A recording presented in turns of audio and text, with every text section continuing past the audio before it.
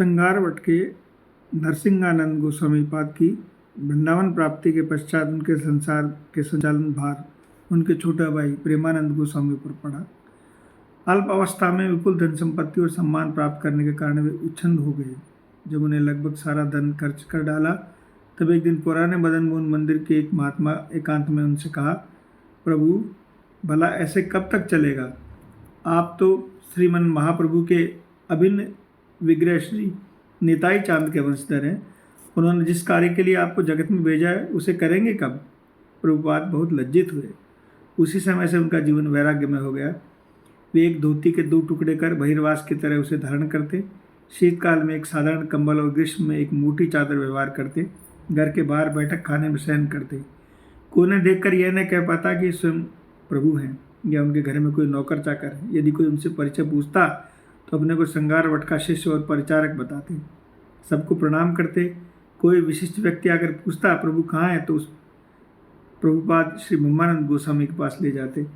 सिद्ध माधवदास बाबा जी ने उन्हें उनके शिष्य थे। उन्होंने प्रभुपाद की सेवा का कुछ बार अपने ऊपर ले रखा था। एक दिन प्रभुपाद ने उनकी ठंडाई बना लेने को कहा तो वे ठंडाई बना लाए। प्रभुपाद ने उनका पान किया। दूसरे प्रातः जब वे उन्हें प्रणाम करने गए तो बोले, हाँ बाबा, बस प्रणाम पर्यंत ही ठीक है। सेवा करने को कहूँगा तो कुछ न कुछ निताई चांद की संपत्ति ही बर्बाद करोगे। जानते नहीं, कल ठंडाई बनाते समय 3 गोल मिर्च फेंक गए थे।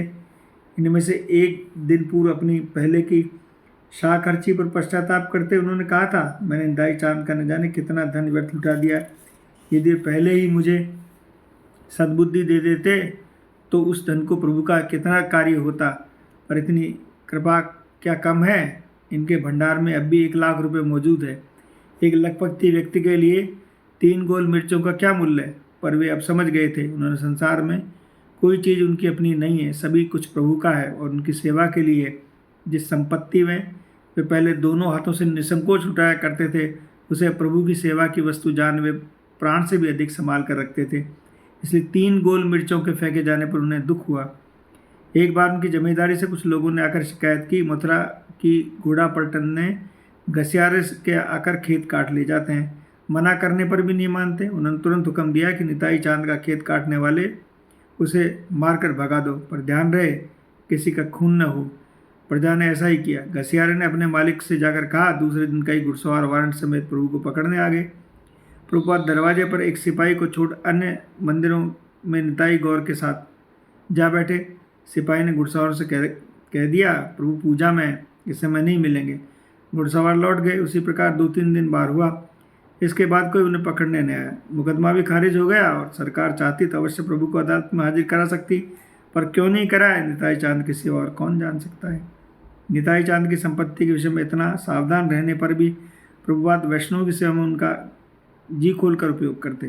किसी वैष्णव की पीड़ा विपत्ति के बारे में सुनते तो उसके निकट जाते। उसे चिकित्सा की आवश्यकता होती तो चिकित्सा व्यवस्था कराते। अर्थ की आवश्यकता होती तो अर्थ की व्यवस्था करते।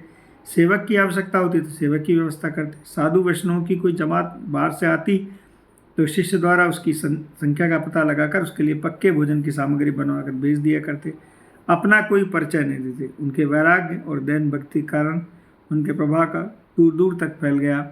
बंगाल, बिहार, पंजाब और काबुल तक के लोग उनके चरणों का आश्रय लिया।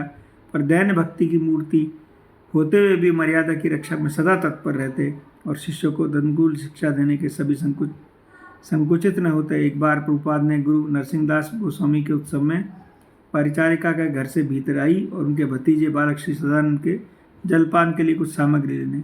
उन्होंने माधवदास बाबा को आज्ञा की कि उसे कुछ प्रसादी देने की।